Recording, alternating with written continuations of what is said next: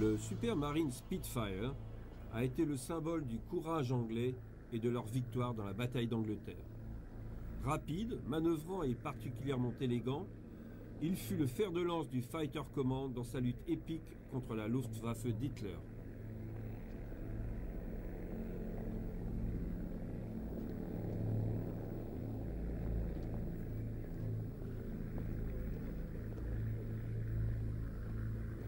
Plus de 23 000 Spitfire ont été construits et cet avion était le seul chasseur allié à rester en production tout au long de la guerre.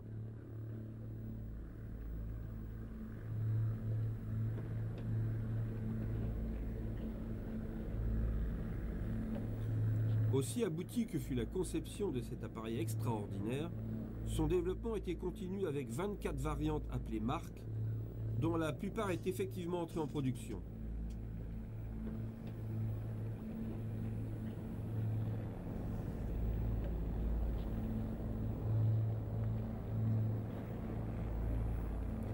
Très peu de variantes du Spitfire furent des échecs, chose unique dans les annales de l'histoire du développement d'un avion de chasse. Les programmes de développement chez Supermarine et Rolls-Royce étaient si imbriqués qu'au cours de l'histoire de cet avion, seulement deux types de moteurs l'équipèrent, le Rolls-Royce Merlin et le Griffon.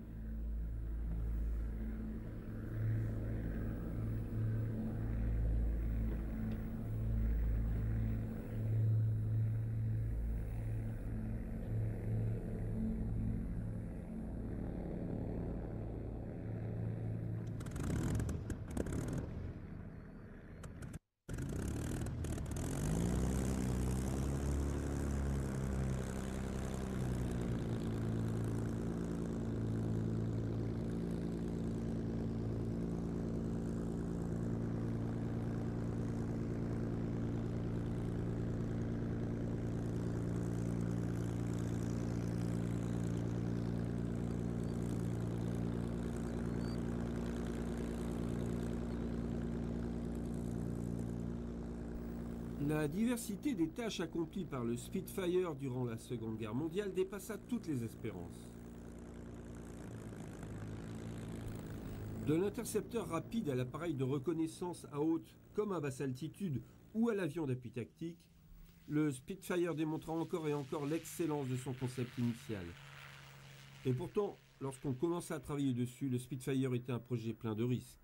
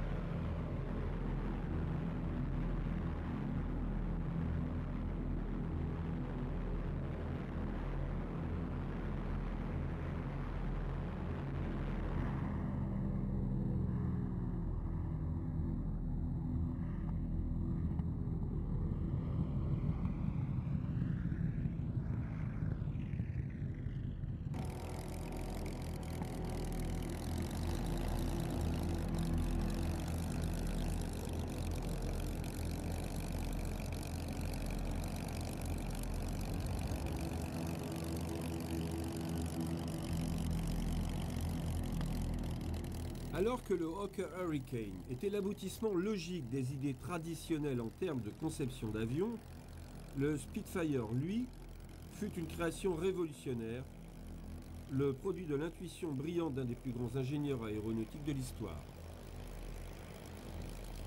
Reginald Mitchell, ingénieur en chef chez Supermarine, a fondé sa réputation en créant des hydravions à haute performance qui, entre 1929 et 1931, remportèrent à 3 reprises la Coupe Schneider pour l'Angleterre. Peu de temps après, le S-6B, le plus rapide des avions de course de Mitchell atteignit 407 miles à l'heure, soit 654 km/h, un record mondial. Mitchell concentra alors ses efforts sur le développement d'un chasseur rapide monoplan basé sur l'expérience gagnée lors des courses de la Coupe Schneider. L'année même où le A6B effectuait son vol record, le ministère de l'Air britannique émettait une fiche programme F730 pour un nouveau chasseur. L'objectif était de remplacer le Bristol Bulldog, qui équipait alors la plupart des unités de défense aérienne de l'RAF.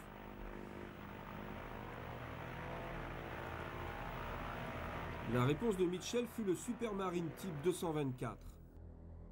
D'une conception entièrement métallique et équipé d'un Rolls-Royce Goshawk de 600 chevaux, il était lent et peu fiable, et la compétition du programme F730 fut remportée par le biplan Gloster SS-37, un avion qui entre en service sous le nom de Gloster Gladiator. Le choix du ministère pour un nouveau biplan fut un revers majeur, pas seulement pour Mitchell, mais aussi pour tous ceux qui étaient persuadés que les monoplans à grande vitesse constituaient l'avenir des avions de chasse.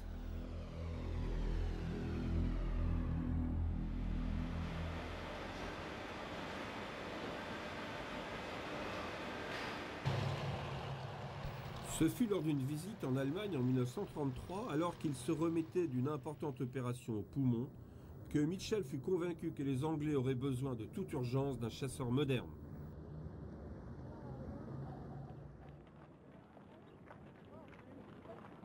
Avec Adolf Hitler au pouvoir et le parti nazi contrôlant l'État allemand, le fantôme du réarmement apparaissait. Et si l'Allemagne se réarmait, Mitchell était persuadé qu'elle mettrait un accent sans précédent sur l'aviation.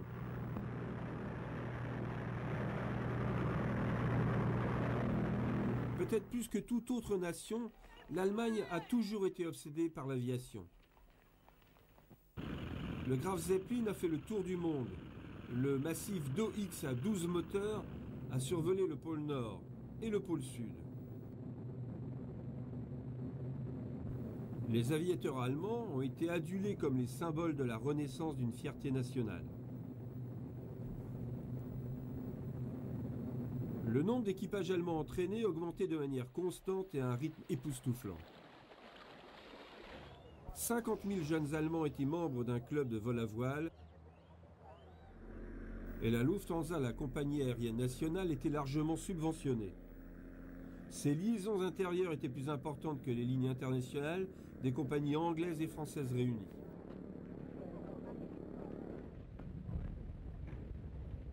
Mitchell en conclut que le réarmement allemand finirait par entraîner la création de la plus formidable force aérienne en Europe, et ses conversations avec de jeunes Allemands le convainquirent qu'Hitler, plus ou moins rapidement, entraînerait son pays dans la guerre. Pour Mitchell, ce fut le point de départ d'une obsession dévorante.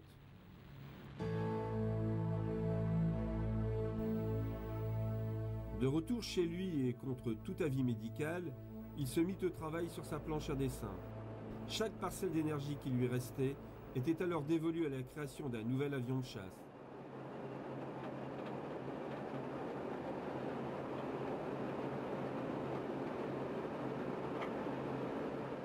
Mitchell a basé ce nouveau concept autour d'un moteur particulièrement prometteur développé par Rolls-Royce. Dérivé des moteurs de la série R des Racers de la Coupe Schneider, le PV-12 de 1025 chevaux fut rebaptisé Merlin.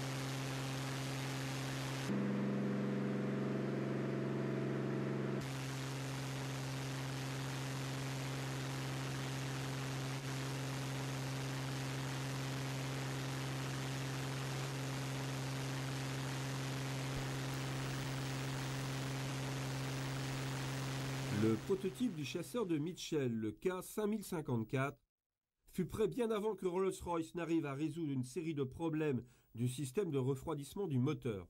Mais en mars 1936, le K5054 prit l'air pour la toute première fois. Le Spitfire était né et il n'arrivait pas trop tôt. Depuis 1934, le ministère de l'Air britannique se sentait de plus en plus préoccupé par les rapports des services de renseignement qui expliquaient que l'Allemagne était en train de créer une force aérienne de 4000 machines. L'angoisse de Reginald Mitchell était donc complètement justifiée.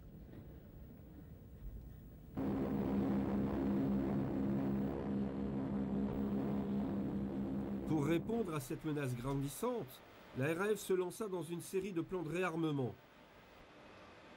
Par chance pour l'Angleterre, les hommes qui arrivaient alors à des postes d'influence au sein de la RAF étaient de ceux qui croyaient qu'avec un nombre suffisant de chasseurs, la menace allemande, particulièrement celle posée par ces rapides bombardiers monoplans, pouvait être contrée. Un de ces hommes était Sir Hugh Dowding, récemment nommé à la direction des approvisionnements et de la recherche.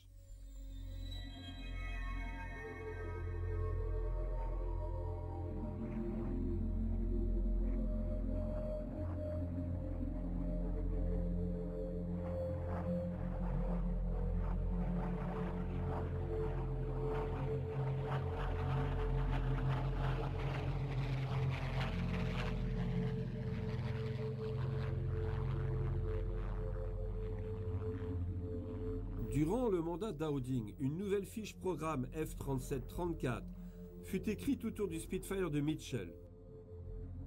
Un des changements demandés par les spécifications, un changement qui devait permettre de s'assurer que les futures générations d'avions de chasse anglais seraient de formidables armes, fut que l'avion devait être équipé de 8 mitrailleuses dans les ailes.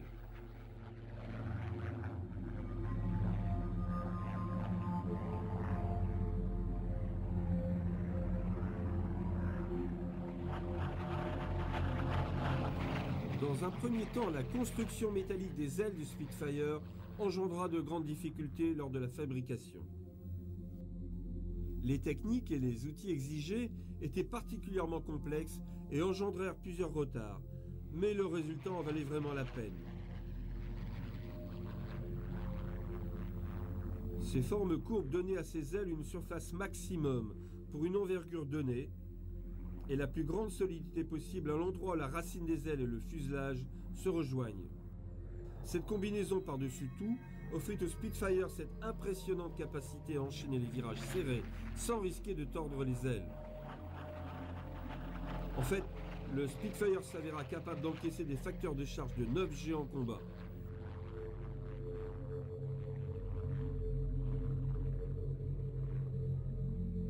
La conception radicalement nouvelle de l'aile du Spitfire contribuait également à lui donner une grande vitesse de pointe.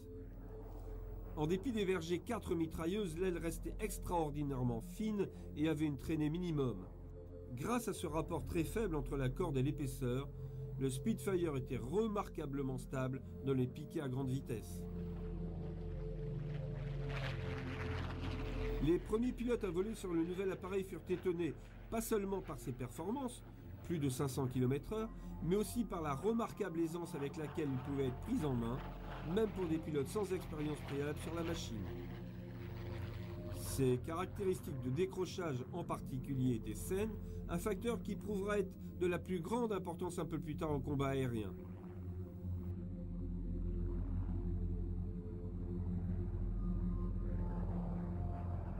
Les aviateurs qui testèrent le prototype du Spitfire furent si impressionnés qu'avant même la fin de la période d'expérimentation de 7 jours et avant la publication du moindre rapport, le ministère de l'Air signa une commande de 310 appareils.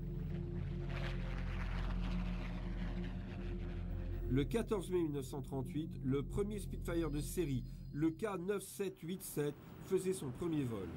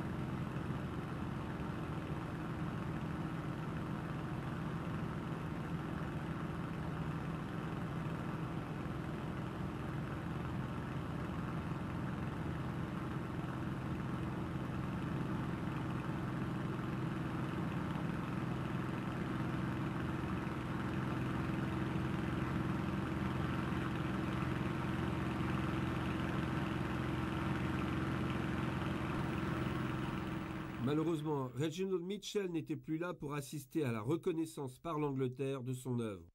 Mitchell, déjà en très mauvaise santé, s'était affaibli encore plus par son travail et il mourut des suites d'un cancer en juin 1937 à l'âge de 42 ans.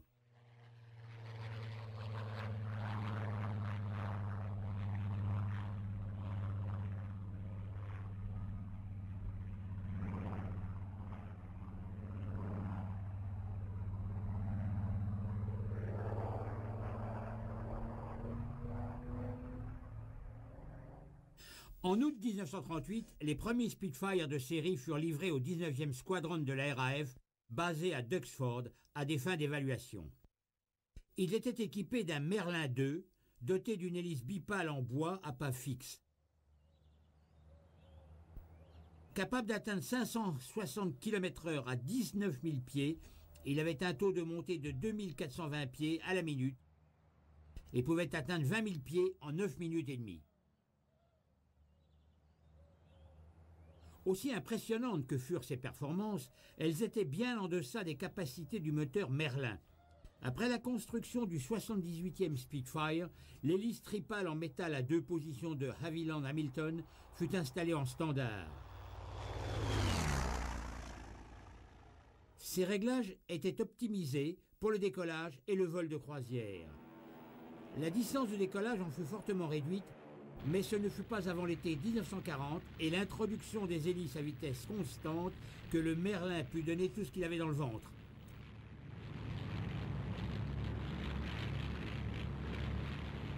Pour permettre l'installation de l'hélice à vitesse constante, à partir de 175 exemplaires du Spitfire, on installa un moteur modifié, le Merlin III.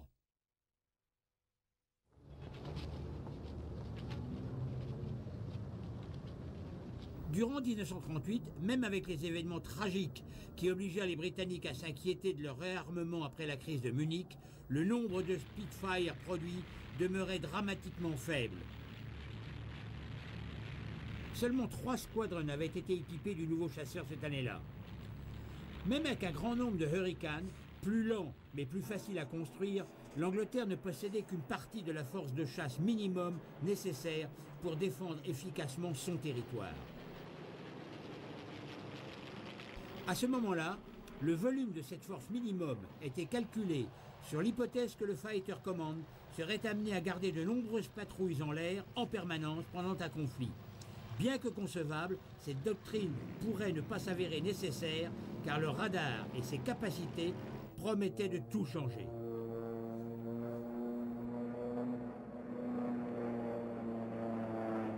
Sir Hugh Dowding, nommé Air Chief Marshal, se trouva alors à la tête du Fighter Command. Il a pratiquement de ses propres mains créé le réseau de radars de défense anglais. La première ligne du système de Dowding était une ligne de station radar connue comme la Chain Home. Chain Home était capable de détecter les avions ennemis s'approchant des côtes à une distance de 60 km. Cependant, les exercices démontrèrent qu'ils étaient incapables de détecter les appareils volant à basse altitude et un second réseau, nommé Chain Home Low, fut alors ajouté. Il pouvait détecter les avions volant juste au-dessus du niveau de la mer à une distance de 45 km. Ensemble, ils constituaient le premier système de radar de défense aérienne au monde. Le problème principal pour Dowding était de convertir les contacts radars en informations utilisables pour diriger les Spitfire et les Hurricane. Dans cette optique, il créa des stations de filtrage dont le but était de faire la distinction entre les appareils ennemis et les appareils amis en effectuant des triangulations avec les stations voisines pour déterminer les caps des appareils intrus.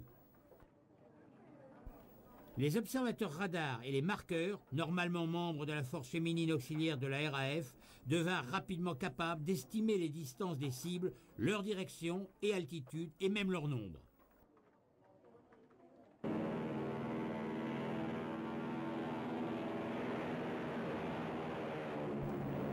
Les interceptions étaient directement dirigées depuis les salles contrôle de chaque secteur au niveau de chaque groupe du Fighter Command.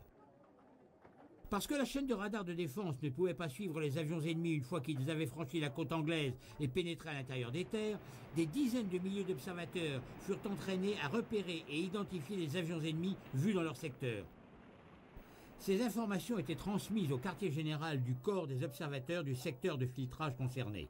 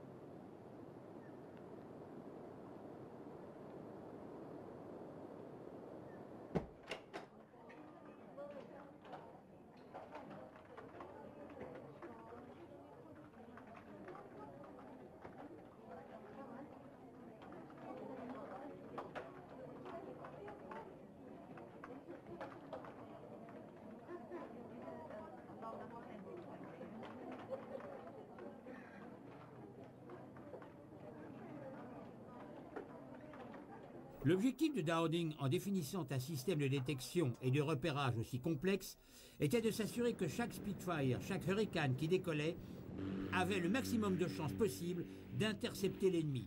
Chaque vol devait aboutir à un combat. Les réseaux de défense furent complétés juste à temps.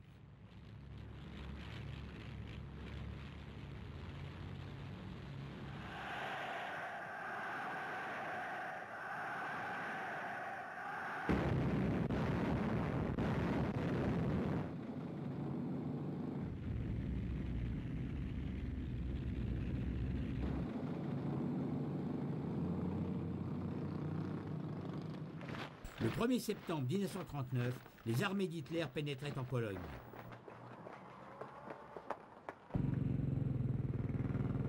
Comme la Luftwaffe avait balayé du ciel l'aviation polonaise, détruisant la plupart de ses chasseurs au sol, et les bombardiers allemands intervenant loin à l'intérieur des lignes pour détruire tous les systèmes de communication, il devint évident qu'il s'agissait d'une toute nouvelle forme de combat.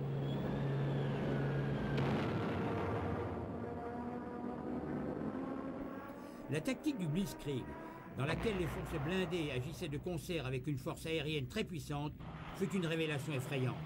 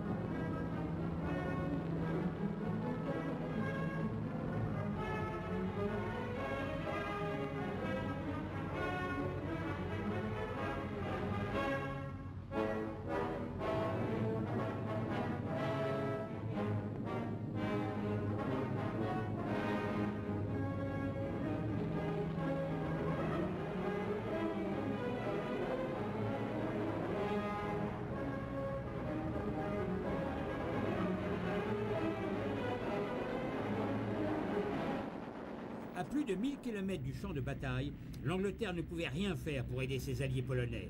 La France, avec l'armée la plus puissante d'Europe et une frontière commune avec l'Allemagne, était la mieux placée, mais elle n'arriva pas à intervenir efficacement. En quelques semaines, la défaite polonaise était inévitable.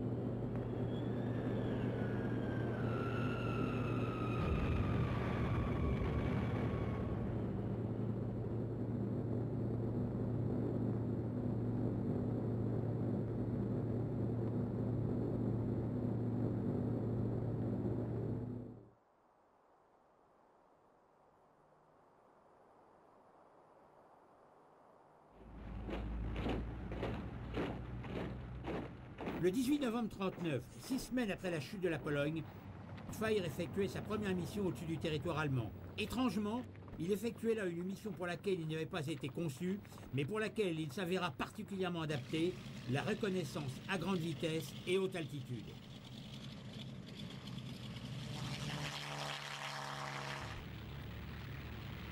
Dépourvus de toute arme et munitions, les Spitfire de reconnaissance de la RAF pouvaient monter jusqu'à 35 000 pieds, bien au-dessus de la portée de la DCA allemande, et voler plus vite que les chasseurs ennemis.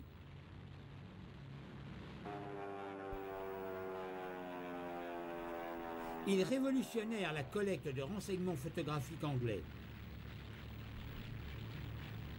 Dès la fin de 1939, en seulement 15 sorties, 2 Spitfire avaient couvert 8000 km² de territoire ennemi sans aucune perte. Ce fut le point de départ de la longue et brillante carrière du Spitfire comme appareil de reconnaissance photographique militaire.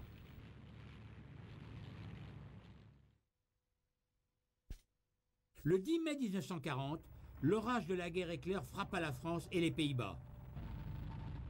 L'offensive débuta par l'attaque de 22 aérodromes alliés dans le nord de la France, la Belgique et la Hollande par plus de 300 bombardiers allemands.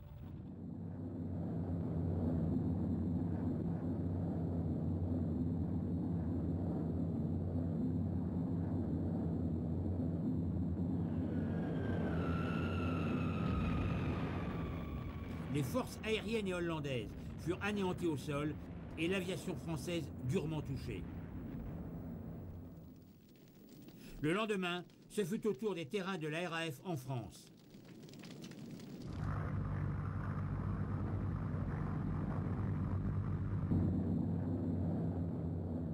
Bien que pâtissant des nombreuses attaques aériennes, les Hurricanes de l'aviation du corps expéditionnaire anglais combattirent héroïquement contre leurs innombrables adversaires.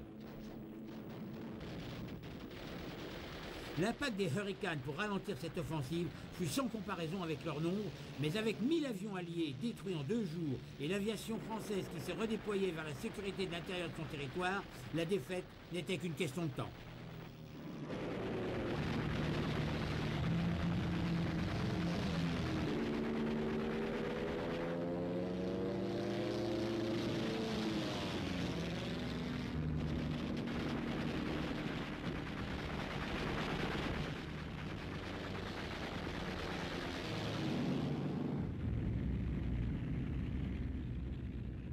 Avec la dramatique percée allemande à Sedan, contournant les défenses de la ligne Maginot, le sort de la guerre terrestre était quasiment scellé.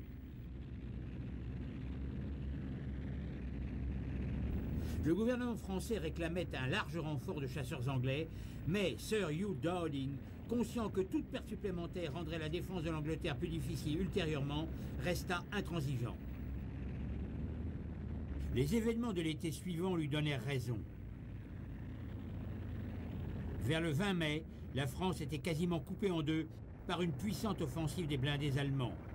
La force expéditionnaire britannique et l'essentiel de la 1e et de la 7e armée française étaient encerclés dans une poche autour du port de Dunkerque. Les derniers aérodromes de la RAF en Belgique avaient déjà été abandonnés.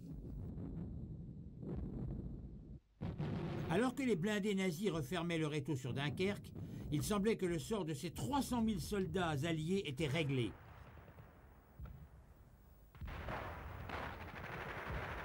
Le 24 mai, Hitler ordonna à ses blindés de s'arrêter. Hermann Göring, le chef de la Luftwaffe, tout auréolé de ses récentes victoires, promit à Hitler que l'aviation allemande, à elle seule, allait détruire les restes du corps expéditionnaire encerclé à Dunkerque.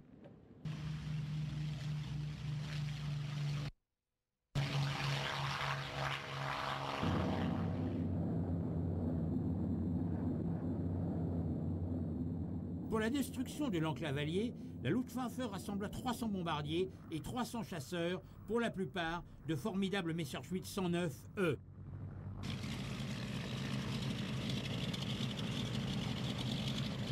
Le 109E était armé de 2 mitrailleuses MG-17 sur le fuselage, chacune recevant 1 millier de balles, et 2 canons dans les ailes équipés de 60 obus chacun. Le Daimler-Benz 601A lui permettait de décoller très court et d'obtenir un bon taux de montée. Il atteignait 560 km/h à 14 500 pieds, soit 20 km/h de moins que les Spitfire en service à ce moment-là. Mais ses performances à partir de 20 000 pieds étaient bien meilleures.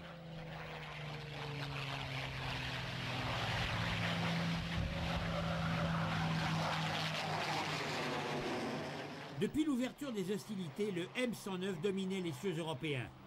Les pilotes de 109 étaient convaincus que, quels que soient les adversaires qu'ils rencontraient, en combat, la victoire ne pouvait leur échapper. C'était dans cet esprit particulièrement confiant que la Luftwaffe s'en est allée porter un coup fatal aux Alliés à Dunkerque. Ce que les Allemands n'avaient pas imaginé, c'est qu'au-dessus des plages du nord de la France, ils allaient être confrontés pour la première fois à un grand nombre de Spitfire de la RAF.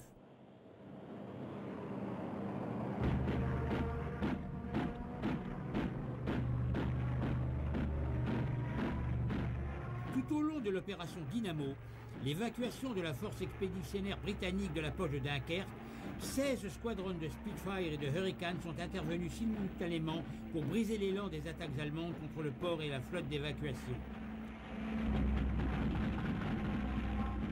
Au total, 32 squadrons de la RAF combattirent dans l'opération de Dunkerque. Bien qu'étant juste capables de rester 15 minutes au-dessus de la zone en régime de combat, les performances du Spitfire furent une sacrée surprise pour la Luftwaffe. Il y avait donc un avion de chasse capable d'égaler le Messerschmitt 109 ?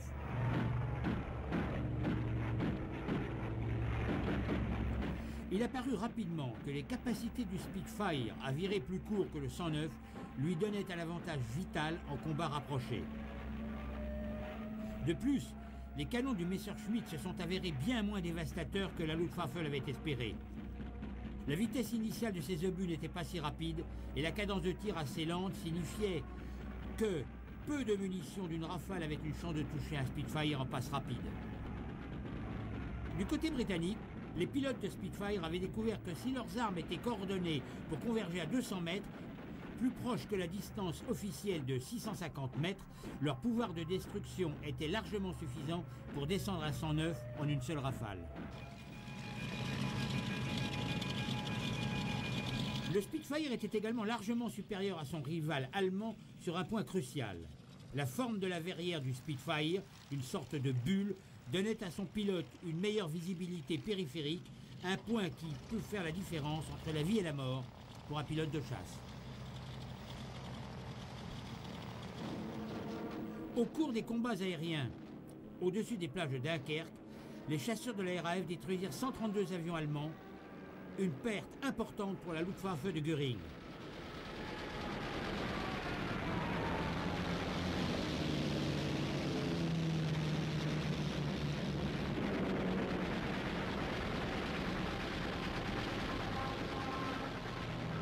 De nombreux avions allemands réussirent à pénétrer au-dessus de la zone d'évacuation pour infliger de lourdes pertes aux navires et aux soldats. Mais incontestablement, la RAF a gagné la bataille de Dunkerque. En dépit de nombreuses pertes, la RAF a empêché les bombardiers allemands d'écraser les forces expéditionnaires anglaises et avec elles les espoirs de toute la Grande-Bretagne. Ironiquement, parce que les hommes au sol n'ont pas vu grand-chose de ces combats aériens qui ne se sont pas forcément déroulés directement au-dessus d'eux, beaucoup ont pensé que la RAF les avait abandonnés à leur sort. Pendant longtemps, entre les hommes de l'armée britannique et les pilotes de la RAF, il y eut une bonne dose de rancœur et d'amertume.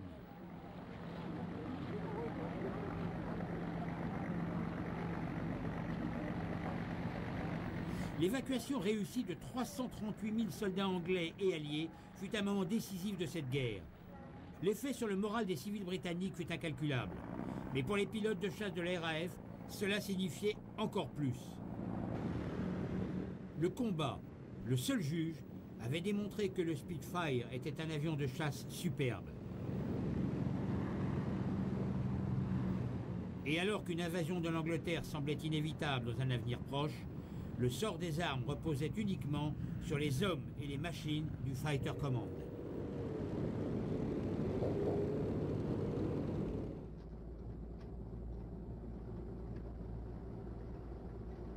Moins de 2 semaines après la chute de la France, Hitler et ses généraux commencèrent à planifier la conquête de l'Angleterre.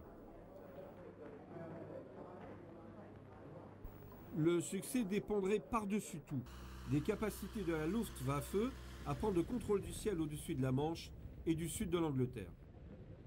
Hermann Göring, ne tenant pas compte de son échec à Dunkerque, calcula qu'il ne faudrait que 4 jours d'opérations aériennes intensives de la Luftwaffe pour écraser la défense aérienne britannique du sud de l'Angleterre.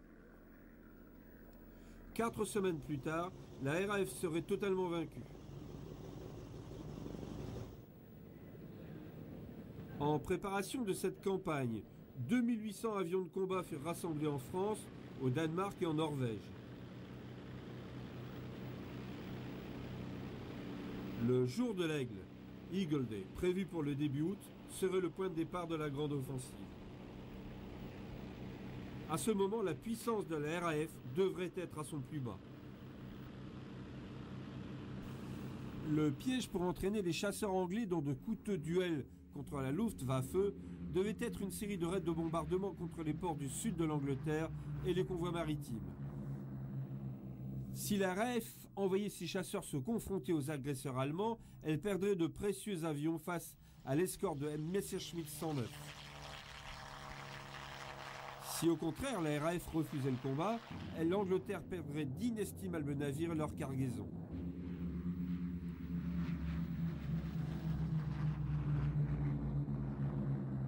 Le canal Kampf, tel que le haut commandement allemand appela les premières phases de la bataille d'Angleterre, commença le 10 juillet 1940.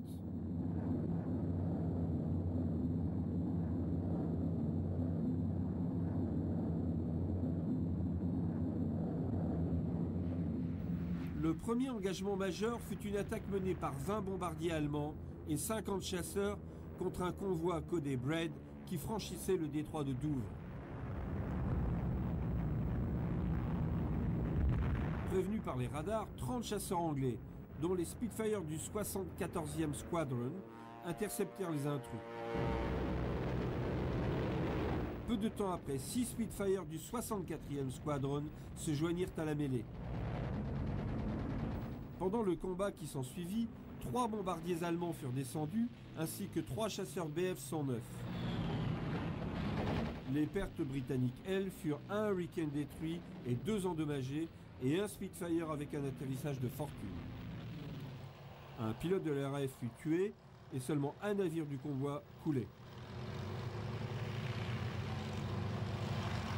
Pour le Fighter Command, le résultat de cette première journée de combat était assez satisfaisant. Néanmoins, il était évident que si tous les convois en Manche devaient recevoir une protection efficace, la note deviendrait beaucoup trop salée. Lors de la bataille de France et celle au-dessus de Dunkerque, la RAF avait perdu 477 précieux chasseurs et de nombreux pilotes.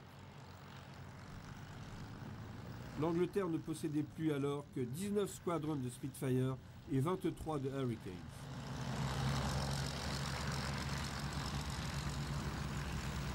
Avec la grande bataille qui s'annonçait, Sir Hugh Dowding était déterminé à préserver ses ressources en chasseurs, même si le prix devait être la perte de nombreux navires juste au large des côtes anglaises.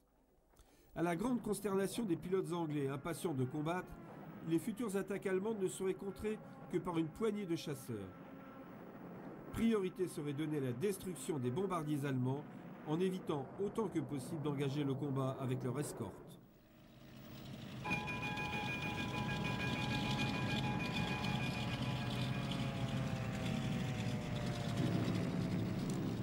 Pendant les premières semaines de la bataille d'Angleterre, l'accumulation d'expérience de combat par le Fighter Command conduisit à d'importantes modifications du Spitfire.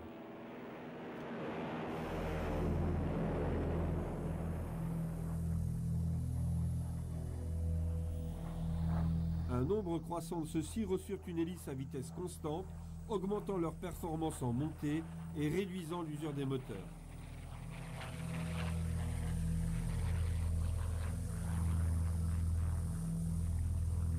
La nouvelle munition incendiaire du Wild s'avéra également être une amélioration notable de la puissance de feu du Spitfire. Les pilotes les plus expérimentés chargeaient 2 mitrailleuses avec les balles conventionnelles 2 avec des balles perforantes et 2 avec des balles incendiaires.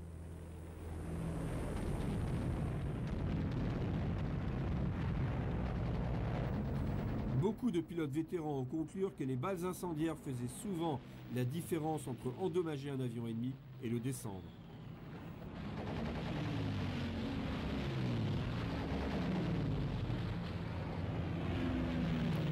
En plus de leurs performances améliorées, les Spitfire offraient désormais une meilleure protection pour leurs pilotes. Tous les avions sortant des chaînes de fabrication étaient enfin équipés de façon standard d'une plaque de blindage derrière le siège du pilote. Juste avant la guerre, le pare-brise blindé avait été installé sur tous les appareils en dépit des hésitations d'une ministère de l'Air. Hugh Dowding, avec son attention permanente presque paternaliste pour ses pilotes, avait passé outre les objections officielles en déclarant que si les vitres pare-balles étaient assez bonnes pour les gangsters de Chicago, elles étaient donc assez bonnes pour ses pilotes de chasse. Les modifications apportées au Spitfire ont été extrêmement bien accueillies par les hommes dont le travail était de mener ces avions au combat. Cependant, il y avait un malaise grandissant sur la manière dont se déroulaient ces combats. Les doctrines tactiques de la RAF, qui n'avaient plus évolué depuis les années 30, réduisaient les avantages qu'apportaient les Spitfire.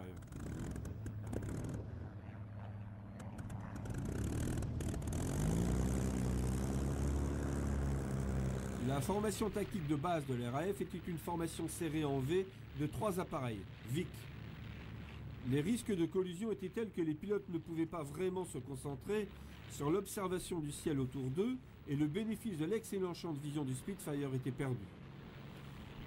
De fait, la formation VIC rendait les avions extrêmement vulnérables aux attaques d'un appareil arrivant par derrière et de plus haut. Ajoutant au danger, une formation de 3 avions peut facilement s'éparpiller au cours d'un combat, et aussi performant que soit le Spitfire, un pilote de chasse qui se retrouve seul est particulièrement en danger.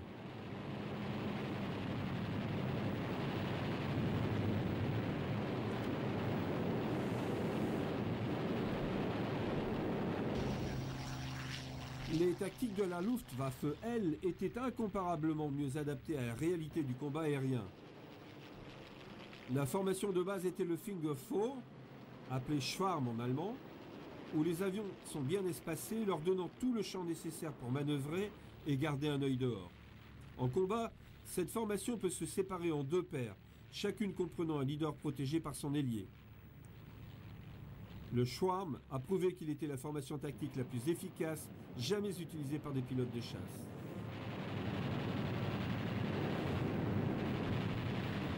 Vers la fin juillet, après 3 semaines de combats sporadiques au-dessus de la Manche et des villes de la côte sud, la RAF avait infligé des pertes significatives à la Luftwaffe avec 125 appareils descendus. La plupart de ces succès britanniques l'ont été contre des bombardiers allemands. Contre la chasse, les tactiques supérieures à la Luftwaffe ont fait leur effet. 32 Spitfire et 46 Hurricane ont été perdus en seulement 3 semaines, 50 pilotes de l'RAF ayant été tués. Même après de telles pertes, les tactiques de chasse britanniques ne changèrent que progressivement. Alors que la bataille d'Angleterre avançait, les chefs d'unité de leur propre initiative abandonnèrent leur formation VIC au profit du Finger 4.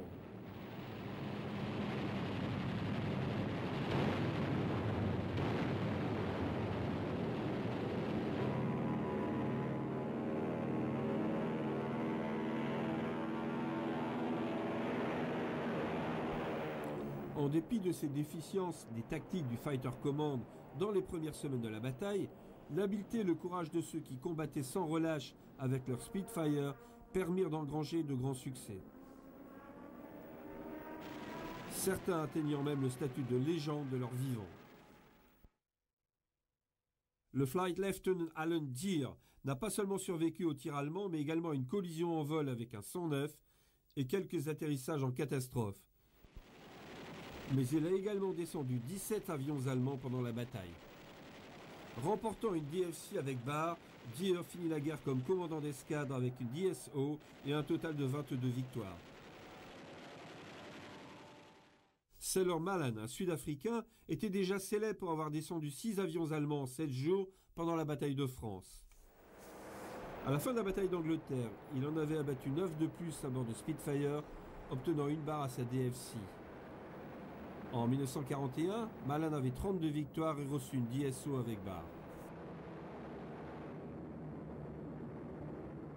Robert Stanford Tuck a volé sur Hurricane et sur Spitfire pendant la bataille, détruisant 12 avions allemands. À l'entraînement, Tuck n'avait pas vraiment impressionné ses instructeurs, mais son habileté au combat avait démontré qu'il était un formidable pilote de chasse. À la fin de la guerre, il avait obtenu 29 victoires aériennes et reçu à la fois la DSO et 2 barres à sa DFC.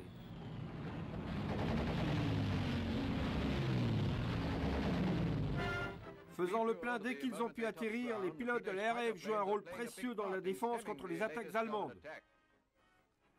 Pendant des opérations récentes, des caméras automatiques de la RAF tournant de petits films ont été attachés à des Hurricane et Spitfire. Elles ont été fixées sous les ailes. Elles prennent automatiquement des images quand le pilote actionne la mitrailleuse et s'arrête quand il arrête le tir. Parfois, les images et les conditions météo rendent des images de faible qualité. Cependant, il s'agit là des premières images officielles de combat aérien. On voit là les avions s'envolant avec leurs caméras.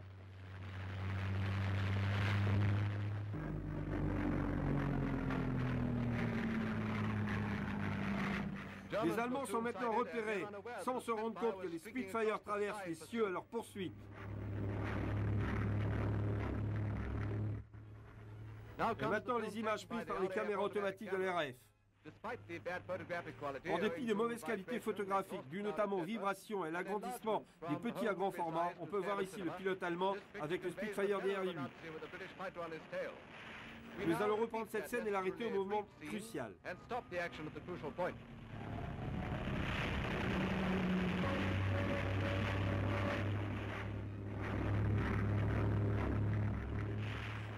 On peut voir ici les trajectoires des balles.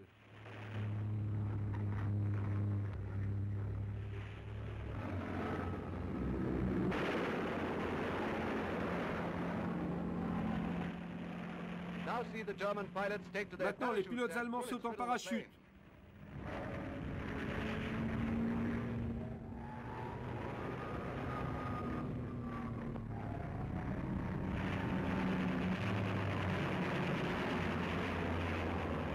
Ils ont déjà quitté l'avion quand les balles atteignent leur objectif.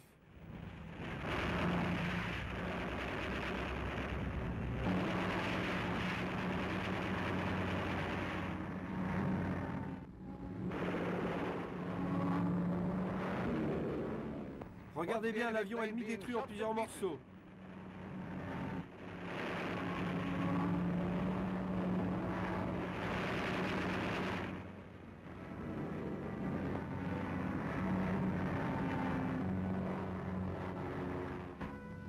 Les avions allemands sont abattus par centaines chaque semaine. Et pas seulement parce que nos pilotes sont meilleurs que les leurs, mais aussi parce que nos avions sont supérieurs. Chaque avion britannique avec ses mitrailleuses a plus de pouvoir de destruction qu'une brigade d'infanterie. Les pilotes victorieux reviennent. Pendant qu'ils combattaient, les caméras automatiques ont filmé ce que voit un pilote pendant un combat aérien. Ces images de la RAF montrent aux nazis que nous avons combattu à Dunkerque et que bientôt nous les chasserons de notre ciel.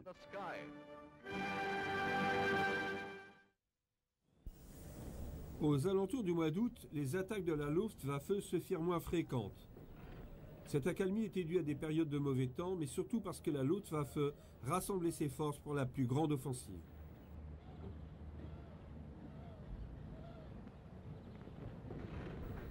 L'assaut commença le 12 août. La première phase fut une série de raids de plus en plus violents contre les stations de radar anglais, les aérodromes et les usines aéronautiques.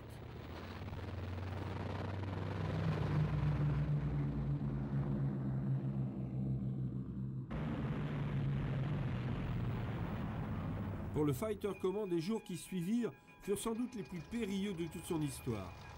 Pour le seul 15 août, nommé le jour de l'aigle par Hermann Göring, La Luftwaffe effectua 1790 sorties lors de 5 attaques majeures.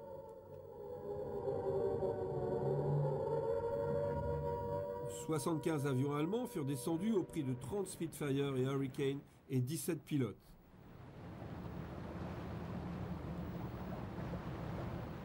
Au 18 août, la chasse anglaise avait perdu 183 avions de combat et 30 au sol.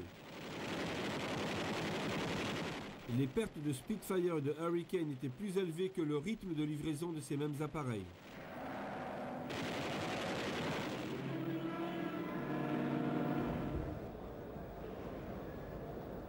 De même, les pertes de pilotes expérimentés, Squadron Leader ou Flight Commander, atteignaient des niveaux critiques, tandis que des pilotes étaient envoyés au combat avec un minimum d'entraînement.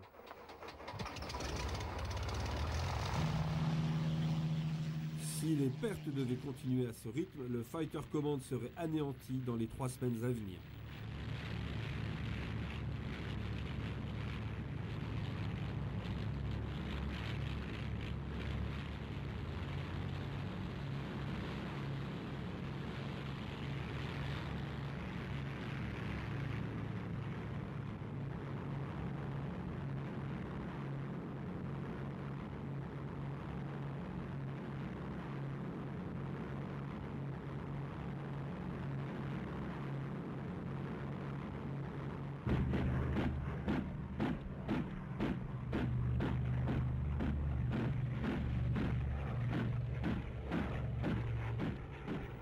Pendant cette période critique et alors que la chasse anglaise semblait être à 2 doigts de perdre pied, Sir Hugh Dowding déclara que ce dont il avait besoin, c'était d'un miracle.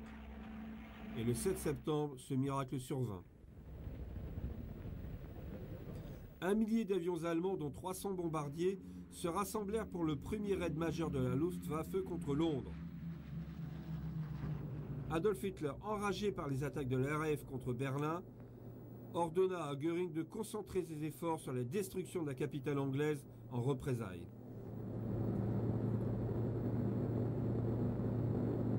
La conséquence fut tragique pour des milliers de Londoniens, mais pour le Fighter Command, ce fut le tournant de la bataille. Avec la pression contre ces aérodromes qui baissaient et la concentration de bombardiers sur une seule cible prévisible, il était alors possible de réduire à la fois le nombre de missions effectuées par des pilotes alors épuisés et de rencontrer la Luftwaffe en position de force. Lors de cette seconde phase de la bataille, du 7 septembre au 15 septembre, jusqu'à 300 chasseurs de la RAF purent engager la force aérienne allemande en même temps. Les aviateurs allemands à qui on répétait sans relâche que la RAF n'avait plus que 50 Spitfire en furent les premiers surpris.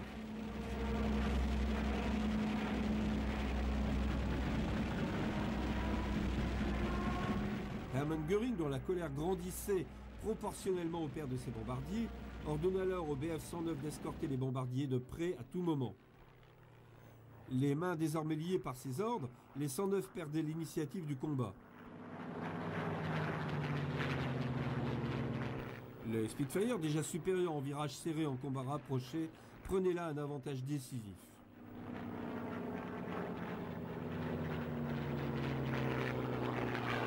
Lors de la période de 9 jours autour du 15 septembre, qui fut l'apogée de la bataille, 321 avions allemands furent abattus contre 174 chasseurs anglais.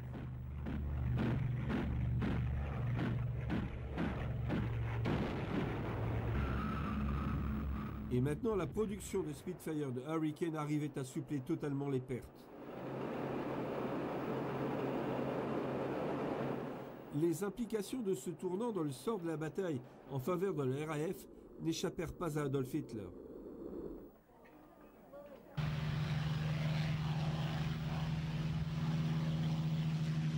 La Luftwaffe n'avait plus aucun espoir de mettre la RAF à genoux avant que l'hiver ne fasse de la Manche une barrière infranchissable pour ses armées. Et le 17 septembre, Hitler annula définitivement l'invasion de l'Angleterre. La Royal Air Force avait remporté la bataille d'Angleterre.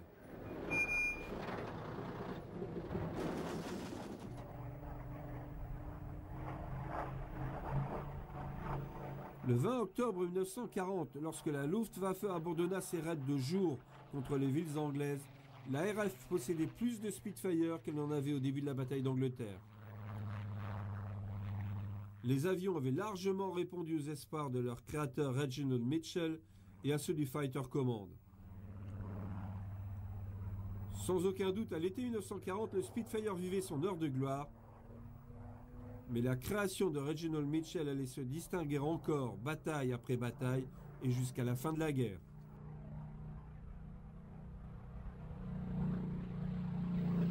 Juste avant la fin de la bataille d'Angleterre, les premiers exemplaires d'une commande de 920 Spitfire II avaient été livrés à la RAF. Le moteur Merlin III du Spitfire Mark I était remplacé par un Merlin XII de 1175 chevaux et équipé de cartouches de démarrage.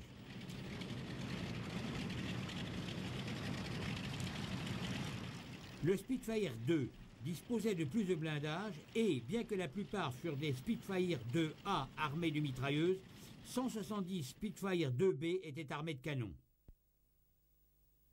Les deux versions suivantes, le Mark III et le Mark IV, n'entrèrent jamais en production. Alors qu'ils étaient en cours de développement, ils furent délaissés en raison de l'urgence soudaine de contrer une nouvelle menace allemande.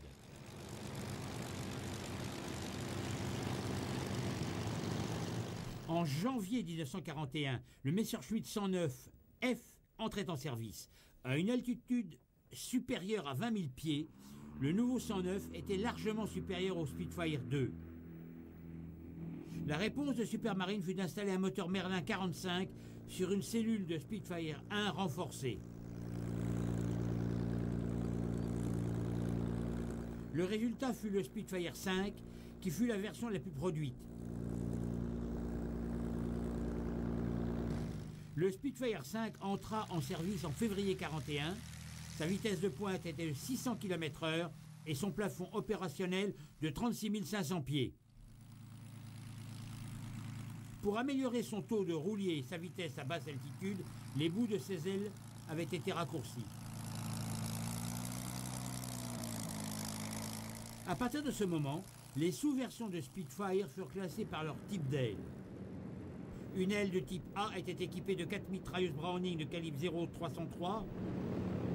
L'aile B emportait un canon Hispano de 20 mm et 2 mitrailleuses.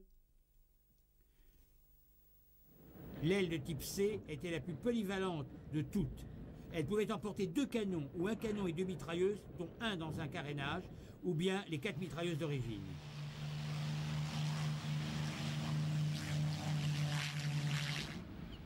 Ce fut le Spitfire 5 qui changea les rapports de force dans la bataille de Malte à la mi-42. L'île, qui menaçait les lignes de communication et de ravitaillement entre l'Afrique du Nord et l'Italie, était une cible prioritaire pour les bombardiers allemands et italiens. Les Spitfire 5, à court de pièces de rechange, de carburant et de munitions, firent pourtant des ravages dans les rangs des bombardiers et des chasseurs de l'Axe.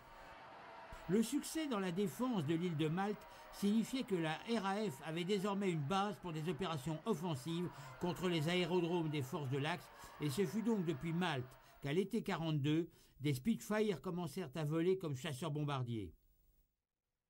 Les Spitfire 5C servirent avec beaucoup de succès en Méditerranée et au-dessus du nord de la France jusqu'à la fin de la guerre.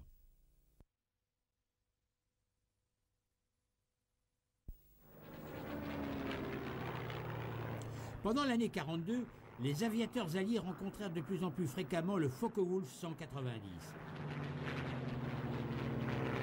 Le Spitfire 5, bien qu'appareil le plus récent en service, était définitivement surclassé.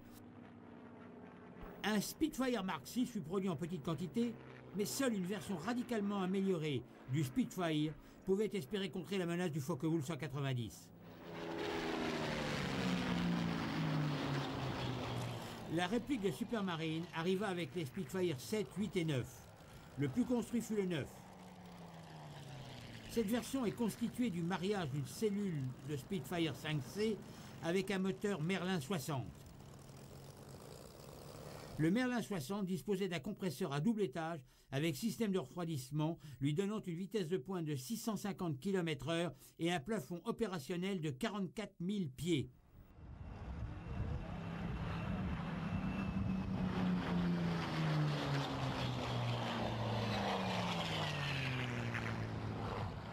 En 1944, de nombreux Mark IX furent équipés d'une nouvelle aile, la type E, équipée d'un canon de 20 mm et d'une mitrailleuse de 12,7 mm.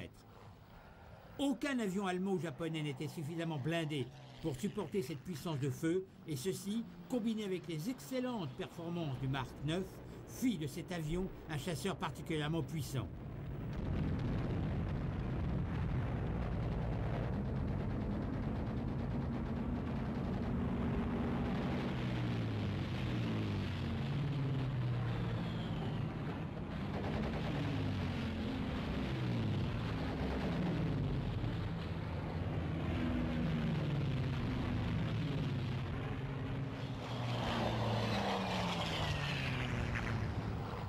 Le Mark IX demeura en production bien après avoir été dépassé en termes de performance par de nouvelles versions.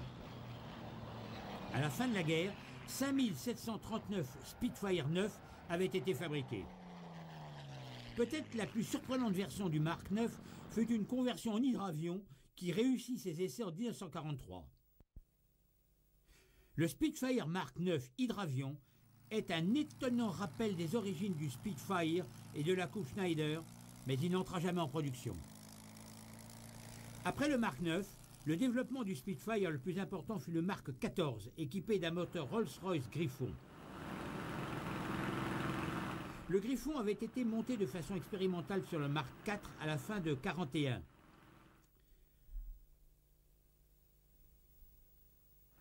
Le Mark XIV entre en service en octobre 1944. Son Griffon 65 atteignait 2035 chevaux et une hélice à 5 pales était indispensable pour absorber cette puissance énorme.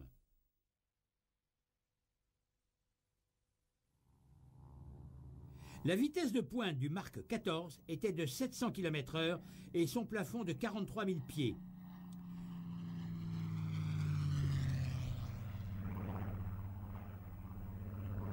Il fut de loin le plus puissant Spitfire pendant la guerre. Il fut également le développement ultime du Spitfire en temps de guerre.